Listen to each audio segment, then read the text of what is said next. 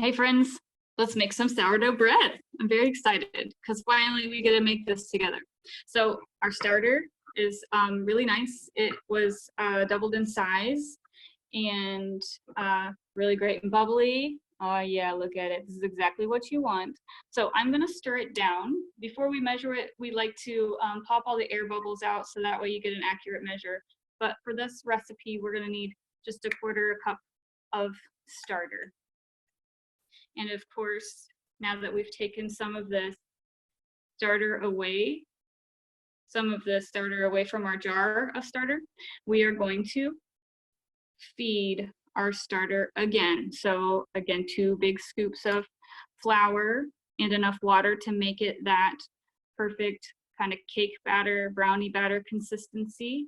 And then let it sit with its lid kind of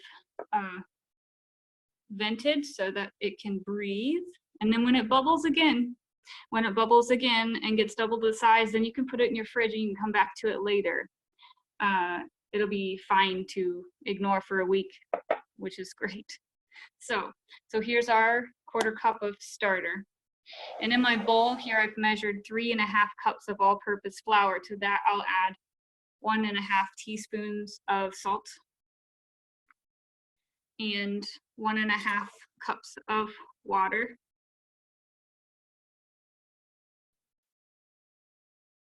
And our quarter cup of starter. So it doesn't really take that much, which is pretty cool. And so it's the evening now. And so I just want to start this tonight so that I can get to making the bread tomorrow. It's gonna just rest overnight and be ready for the next step after a good solid rest.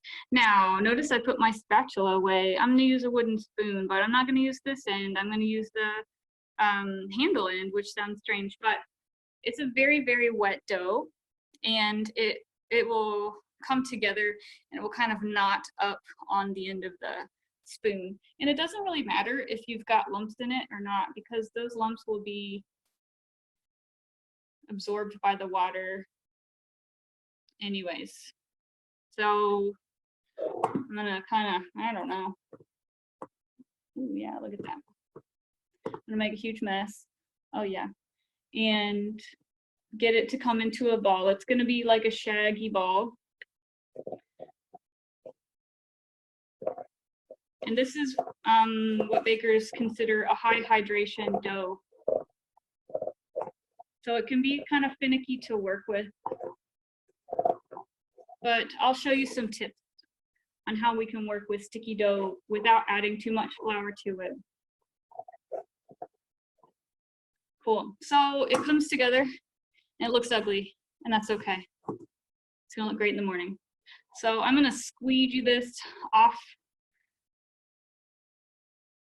and get my lid.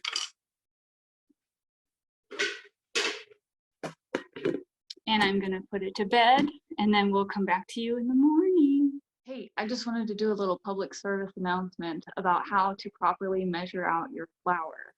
Because if we just scoop the flour up, it can be sometimes way too heavy. So let me show you exactly what I mean.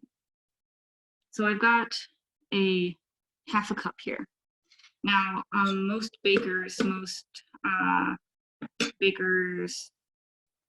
who are quite serious, or they are professionals, they measure out their flour and their water by weight, which you'll get consistent product that way. But I know a lot of us don't have scales at home, but I did want to show you why it's so important to measure out the flour properly. So my 1/2 cup here, I'm just going to scoop up my flour and kind of level off with a little shake, okay? This is the wrong way to do it. So let's weigh it.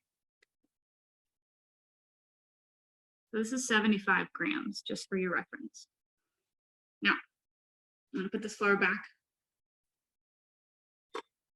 And I'll show you the proper way to measure your flour. So I like to kind of stir the flour a bit in the container, and then you take your measuring thing and then a spoon, and you spoon it into the measuring cup,